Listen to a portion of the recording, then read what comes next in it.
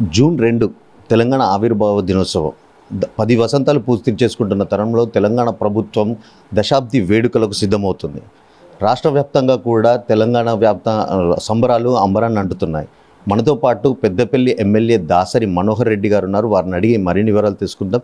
మనోహర్ రెడ్డి గారు చెప్పండి, అంటే ఇప్పటివరకు మీరు 2 సార్లు ఎమ్మెల్యేగా ఎన్నికయ్యారు. రాబోయే ఎలక్షన్లలో కూడా మళ్ళీ మీరు హ్యాట్రిక్ సాధించబోయే ఎమ్మెల్యేగా కూడా వినికిడి ఉంది. అంటే మీరు ప్రజల్లో తెలంగాణ ప్రభుత్వ సంక్షేమ పథకాలను ఎలా తీసుకెళ్తున్నారు? మీ వంతుగా ఎలాంటి ప్రయత్నాలు చేస్తున్నారు? తెలంగాణ రాష్ట్రం ఏర్పడిన తర్వాత గౌరవ ముఖ్యమంత్రి గారు, మన ప్రియతమ నాయకులు శ్రీ కల్వకుంట్ల చంద్రశేఖరరావు గారు ప్రజల సంక్షేమే ధ్యేయంగా ఎన్నో సంక్షేమ పథకాలు ప్రవేశపెట్టి వారికి చేర్చడం జరుగుతూ ఉంది. ఇవాళ ప్రభుత్వం ప్రవేశపెట్టినటువంటి సంక్షేమ కార్యక్రమాల్లో ముఖ్యంగా భావించేటువంటి పెన్షన్స్ కానీ, కళ్యాణ లక్ష్మి కానీ, కేసీఆర్ కిట్ కానీ, రైతు బంధు కానీ, రైతు బీమా కానీ, ఇటువంటి అన్నీ కూడా ఇవాళ ప్రజలకు చేరువై వారిలో ఒక ఆత్మవిశ్వాసాన్ని నెలకొల్పి ఈ ప్రభుత్వం మీద ఒక అచంచలమైనటువంటి విశ్వాసాన్ని, నమ్మకాన్ని ఏర్పాటు చేయడం జరిగింది. ఈ ప్రభుత్వం ఏర్పాటు చేసే సంక్షేమ కార్యక్రమాలన్నీ ఎప్పటికప్పుడు ప్రజల్లోకి తీసుకెళ్తూ వాళ్ళు అవగాహన కల్పిస్తూ ఈ పెన్షన్స్ విషయంలో కానీ, కళ్యాణ లక్ష్మి విషయంలో కానీ, ముఖ్యమంత్రి సహాయనిధి డబ్బులు కానీ, ఇతరత్ర ఏవైనా కూడా వెంటనే వారికి తెలియజేస్తూ దానివల్ల జరిగేటువంటి ఆర్థికపరమైనటువంటి వెసులుబాటు ఇవన్నీ కూడా ప్రజలకు తెలియజేయడం జరుగుతూ ఉంది. ఇవాళ ప్రభుత్వం చేపట్టినటువంటి ఈ పథకాల ద్వారా ఇవాళ ఏ గ్రామానికి పోయినా కూడా ఒక ఆర్థికంగా వాళ్ళ స్వావలంబన ఏర్పడి సంతోషం వాళ్ళని చూడటం జరుగుతూ ఉంది. వాళ్ళ కళ్ళల్లో వెలుగును చూడటం జరుగుతూ ఉంది. ఒక తృప్తిని చూడటం జరుగుతూ ఉంది. దీనికి అంతటి కారణం గౌరవ ముఖ్యమంత్రి గారి యొక్క ఆలోచన, వారు ప్రవేశపెట్టినటువంటి సంక్షేమ అభివృద్ధి కార్యక్రమాలు. దాని మూలంగానే ఇవన్నీ ప్రజలకు అందుబాటులోకి వచ్చి వారు దాని ఫలితాలని అనుభవించడం జరుగుతూ ఉంది. ఇవాళ ఏ ఇంటికి వెళ్ళినా కూడా ప్రతి ఇంట్లో ఏదో ఒక ప్రభుత్వంతో సహాయం లభిస్తూ ఉంది. అది ఏదైనా పథకం కావచ్చు, ఏ కార్యక్రమమైనా కావచ్చు, దాంతో ఆ ఇంట్లో ఏదో ఒకరికి, ఏదో ఒక ఇద్దరికైనా, ఒక ముగ్గురికైనా కూడా ఇటువంటి సంక్షేమ కార్యక్రమాలన వారికి మేలు జరిగి వారందరూ కూడా సంతోషంగా ఉన్న విషయం చూస్తూ ఉన్నాం. ఉదాహరణకు రైతు ఉంటే ఆ రైతుకు రైతు బంధు వస్తూ ఉంది, వాళ్ళ ఇంట్లో పెన్షన్ వస్తూ ఉంటుంది, తర్వాత ఆయనకు ఉచిత కరెంట్ వస్తూ ఉంటుంది, ఉచిత సాగునీరు వస్తూ ఉంటుంది, తర్వాత వాళ్ళ బిడ్డ పెళ్ళి అయితే కళ్యాణ లక్ష్మి వస్తూ ఉంటుంది, వాళ్ళ బిడ్డ గర్భవతి హాస్పిటల్కి తీసుకెళ్తే వాళ్ళు పరీక్షలు చేయించి, ప్రసవం చేయించి, కేసీఆర్ కిట్ ఇచ్చి పంపించడం జరుగుతూ ఉంటుంది. ఇట్లా పలు రకాలైనటువంటి సంక్షేమ కార్యక్రమాలు ప్రజలకు చేరువై ఇవాళ ప్రజల్లో ఒక సంతోషాన్ని మనం చూడగలుగుతా ఉన్నాం, ఒక నమ్మకాన్ని, విశ్వాసాన్ని కూడా చూడగలుగుతా ఉన్నాం. మీరు 2012 నుంచి కూడా పెద్దపల్లి నియోజకవర్గంలో ఇన్ఛార్జిగా ఉండి 2014 ఎన్నికల్లో భారీ మెజారిటీ 69,000 భారీ మెజారిటీతో విజయం సాధించి మళ్ళీ 2018లో కూడా రెండోసారి ఎన్నిక అయ్యారు. అంటే ఇప్పుడు ఎన్నికలు సమీపిస్తున్నది, దాదాపు ఒక 5-6 నెలల్లో ఎన్నికలు సమీపిస్తున్న తరుణంలో హ్యాట్రిక్ కొట్టే అవకాశం కూడా ఉంది కదా. అంటే దీనికి మీ వంతుగా ఎలాంటి కసరత్తు చేస్తున్నారు? గౌరవ ముఖ్యమంత్రి గారి ఆశీర్వాదంతో, ప్రజల ఆశీర్వాదంతో 2014లో ముఖ్యమంత్రి గారు నాకు అవకాశం ఇవ్వడంతో నాకు ప్రజల ఆశీర్వాదంతో ఎమ్మెల్యే గెలవటం జరిగింది.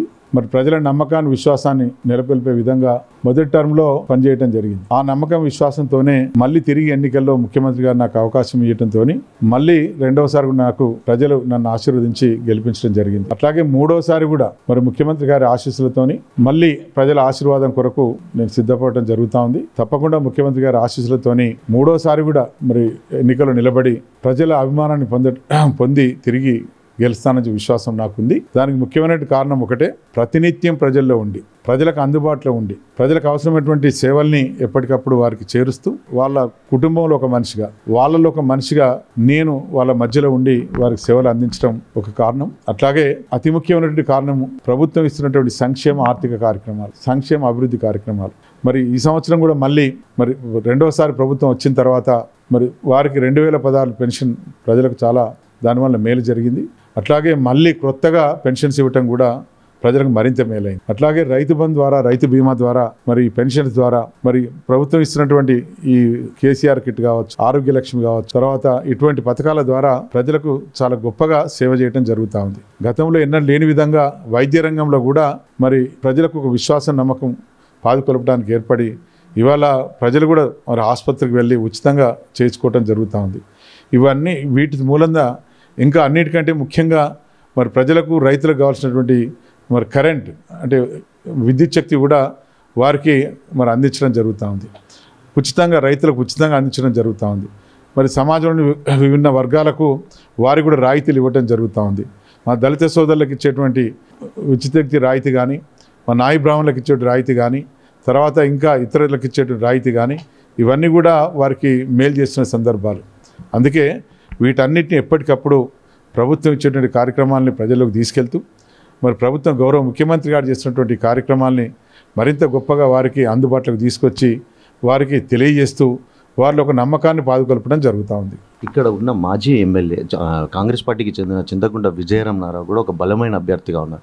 కాకపోతే ఇటీవల కాంగ్రెస్ పార్టీలో వర్గపోరు, అంటే వాళ్ళ పార్టీకి వర్గపోరులో ఉంది కాబట్టి అది మీకు కలిసి వచ్చే అంశంగా కూడా చెప్పొచ్చు. అంటే దీన్ని మీరు ఎలా అనుకూలంగా మార్చుకోబోతున్నారు? నేను బీఆర్ఎస్ పార్టీ అభ్యర్థిగా గౌరవ ముఖ్యమంత్రి గారి ఆశీర్వాదంతో తిరిగి ఎన్నికలకు వెళ్ళబోతా ఉన్నాం. ఎన్నికల రంగంలోకి వెళ్ళినప్పుడు అవతలి వాళ్ళు బలహీనులా బలవంతులా అని చెప్పి ఆలోచించేటువంటి అవసరమే ఉండదు. మనం ఎట్లా గెలుస్తామో, ఎట్లా మన విజయాన్ని సాధిస్తామనేటువంటి ఆలోచనతోనే ముందుకు వెళ్ళటం జరుగుతుంది. తర్వాత వాళ్ళ పార్టీలో విభేదాలు ఉన్నాయా, అంతర్గత కుమ్ములాట్లు ఉన్నాయా, ఇవి అప్రస్తుతమైన విషయాలు. ఎందుకంటే ఎంతసేపు మా ఆలోచన విధానం ఒక్కటే, ఈ గౌరవ ముఖ్యమంత్రి గారు ఈ ప్రభుత్వం చేసినటువంటి సంక్షేమ అభివృద్ధి కార్యక్రమాల్ని పూర్తి స్థాయిలో ప్రజలకు తెలియజేసి మరింత గొప్పగా ప్రతి వ్యక్తిని, ప్రతి ఆడబిడ్డను, ప్రతి తమ్ముడిని, ప్రతి అన్నను కలిసి వాళ్ళతో ఈ ప్రభుత్వమైన ఒక విశ్వాసాన్ని పాదుకొల్పే విధంగా వారితో మాట్లాడి నమ్మకాన్ని పెంపొందించుకొని తిరిగి ఎన్నికల్లో గెలవాలనే సంకల్పం తప్ప వేరే ఆలోచన ఉండదు. తప్పకుండా మరి గౌరవ ముఖ్యమంత్రి గారి యొక్క ఆలోచన అనుసరించి ఏవైతే ఈ ప్రభుత్వం చేస్తున్న కార్యక్రమాలు ఇవి రేపటి గెలుపుకు వెన్నుదన్నుగా ఉంటవి. తప్పకుండా ప్రజలు ఇవాళ ఎక్కడ చూసినా కూడా గత 60-70 సంవత్సరాల అభివృద్ధిని ఇవాళ ప్రజలు కళ్ళ ముందు చూస్తూ ఉన్నారు. ప్రతి గ్రామాలు స్వచ్ఛ గ్రామాలుగా మారి ప్రతి గ్రామంలో రైతులందరూ సంతోషంగా, ఇవాళ ప్రజలందరూ సంతోషంగా ఉండేటువంటి పరిస్థితి మనం చూస్తూ ఉన్నాం. ఇవే వాళ్ళ ప్రజల సంతోషమే రేపటి గెలుపుకు అది మరి శ్రీరామ రక్షగా ఉంటుంది. అందుకే ప్రజల్లో ఉండి ప్రజలకు జరిగిన మేలును వారిని తెలియజేస్తూ ముఖ్యమంత్రి గారి యొక్క ఆలోచనను ప్రజలకు అందించి మరి తద్వారా గెలుపును సాధించాలనే ఆలోచనతోనే ముందుకు వెళ్ళడం జరుగుతుంది. చివరిగా చెప్పండి, మీ పార్టీకి చెందిన మున్సిపల్ మాజీ వైస్ చైర్మన్ రాజయ్య మీపై ఒక తీవ్ర ఆరోపణలు కూడా చేశారు. అంటే మీడియా సమావేశం పెట్టి మరీ మీపై బురద జల్లే ప్రయత్నం చేస్తున్నారు. మీ అనుయాయులకు మాత్రమే ఏదైతే కాంట్రాక్ట్ ఇసుక మాఫియా కానీ మట్టి తరలింపు ఇలాంటి దాంట్లో మీ బినామీలకు మాత్రమే మీరు లబ్ధి చేకూరేలా కూడా చేస్తున్నారు. ఈ రాబోయే ఎన్నికలలో మీకు టికెట్ వస్తే మాత్రం ఈ పెద్దపల్లి జిల్లా సీటు పోయే అవకాశం ఉంటుందని చెప్పేసి కేటీఆర్కి కేసీఆర్కి ఒక కాంప్లైంట్ చేస్తానంటూ కూడా ఒక తీవ్ర స్థాయిలో విమర్శలు చేశారు. దీన్ని మీరు ఎలా చెప్తారు? మాజీ చైర్మన్ ఎల్ రాజయ్య గారు, ఆయన ఇప్పుడు మాజీ, గత 4 సంవత్సరాలుగా ఆయన పార్టీకి సంబంధం లేదు, ప్రజల్లో సంబంధం లేదు. ఆయన కేవలం అవకాశం వచ్చింది మొదటిసారి మున్సిపల్ చైర్మన్గా, తప్పకుండా టీఆర్ఎస్ పార్టీ అభ్యర్థి ఉండాలన్న ఆలోచనతో ఆయనను పార్టీలోకి ఆహ్వానించి ఆయనకు చైర్మన్గా గెలవటానికి శతవిధాలుగా ప్రయత్నం చేసి ఆయన్ని చేయటం జరిగింది. ఆ తర్వాత ఆయన ఒకసారి చైర్మన్ పదవి అయిపోయిన తర్వాత ఆయన పనేదో ఆయన చేసుకుంటా ఉన్నాడు. ఇవాళ కొంతమంది ఒక దుష్ట వ్యక్తుల యొక్క సావాసంతో, తప్పుడు ఆలోచనలతోని ఆయన ఎప్పుడు కూడా ఏదో ఒక వివాదాస్పదమైన ప్రకటనలు చేస్తూ ఆయన ప్రజల్లో ఉండాలని ఆలోచన చేస్తూ ఉంటాడు. అసలు ఆయనకున్నటువంటి ప్రజల్లో విలువేంది, ఆయనకున్నటువంటి బలమేంది, ఆయనకున్నటువంటి శక్తి ఏంది అనేది ఇక్కడ పెద్దపల్లి ప్రజలకు తెలుసు. ఆయన గురించి మాట్లాడాల్సిన అవసరం లేదు. ఆయన ఒక చిన్న మరుగుజ్జు, ఈ రాజకీయ రంగంలో చిన్న మరుగుజ్జు. అటువంటి వ్యక్తుల గురించి మాట్లాడటం, ఆయన గురించి పెద్దగా మాట్లాడటం అనేది ఇది కేవలం మీడియా వాళ్ళ యొక్క సృష్టే తప్ప ప్రజల్లో కానీ మాకు కానీ ఎటువంటి ఆలోచన లేదు. కొంతమంది మీడియా వ్యక్తులు తమదైన శైలిలో దాన్ని చిన్నదాన్ని పెద్ద చేయటం, పెద్దదాన్ని చిన్నది చేయటం కొంతమందికి అలవాటు కనుక వాళ్ళు మాత్రమే దీన్ని చూస్తారు తప్ప ఇంకో ఆలోచన లేదు. ఇవాళ ఆయన చైర్మన్గా ఉన్నప్పుడు ఏం పని చేసిండో ప్రజలందరికీ తెలుసు. ఈ పెద్దపల్లి ప్రజలకు స్పష్టంగా తెలుసు. ఆయన ఏం చేసినాడు, ప్రజల్ని ఏ విధంగా ఇబ్బందులు పెట్టినాడో, మంచి చేసినాడో ప్రజలందరికీ తెలుసు. ఆయన గురించి మాట్లాడటం కూడా అవివేకమే. ఎందుకంటే ఆయన చిన్న మనిషి, చాలా చిన్న మనిషి. అసలు వాస్తవంగా ఆయన వృద్ధాప్యంలో ఉన్నటువంటి వ్యక్తి, మనసు చంచలమై ఏదో మాట్లాడుతూ ఉంటాడు. ఆయన మనసు వికటించి ఏదో మాట్లాడుతూ ఉంటాడు. అటువంటి చంచలమైన వ్యక్తుల యొక్క ఆరోపణలు అవి సత్యదూరం, అటువంటివి ఏవి పట్టించుకోవాల్సిన అవసరం లేదు. మేమేందో, నేను చేస్తున్న పని ఏందో గౌరవ ముఖ్యమంత్రి గారికి, గౌరవ మున్సిపల్ శాఖ మంత్రులు కేటీఆర్ గారికి తెలుసు. అట్లాగే ప్రజలకు కూడా తెలుసు. ఇవాళ పెద్దపల్లి పట్టణం కానీ పెద్దపల్లి నియోజకవర్గం కానీ ఈ 2 టర్మ్లలో ఎంత అభివృద్ధి సాధించిన విషయం ప్రజలకు స్పష్టంగా తెలుసు. ప్రజల ఆశీర్వాదమే శ్రీరామ రక్ష. అధిష్టానం యొక్క ఆశీర్వాదమే శ్రీరామ రక్ష. ఈ మధ్యలో వచ్చేటువంటి ఇటువంటి వాళ్ళు కేవలం ఒక లబ్ధి కొరకు, దాని కొరకు, దీని కొరకు ఉనికిని కాపాడుకోవడానికి తప్పుడు మాటలు మాట్లాడే వాళ్ళ గురించి ఆలోచించాల్సిన అవసరం లేదు.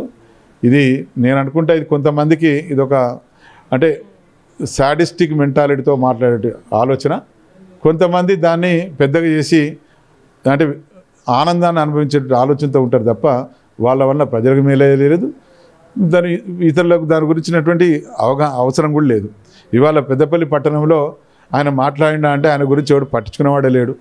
మీరేదో కొంతమంది ఆయన పెద్దగా చూస్తున్నారు తప్ప మేము వాటి గురించి ఆలోచించట్లేదు. మేము మా క్షేత్రం ప్రజాక్షేత్రం, ప్రజల్లో ఉంటాం, ప్రజల మనసు చూరగొట్టడం, ప్రజలకు సేవ చేయటం, తద్వారా ప్రజల ఆశీర్వాదం పొందాలనే ఆలోచన తప్ప ఇటువంటి నీచమైనటువంటి ఆలోచనలు, తప్పుడు ఆలోచనలు, తాగి ఒక మాట్లాడటం, తాగుందో ఒక మాట్లాడటం, బజార్లో మాట్లాడటం, ఇటువంటి ఒక విలువలేనటువంటి వ్యక్తులు, స్థాయి లేనటువంటి వ్యక్తులు మాట్లాడిన మాటలకు విలువనీయటం అనేది మీడియాకు కూడా శ్రేయస్కరం కాదు.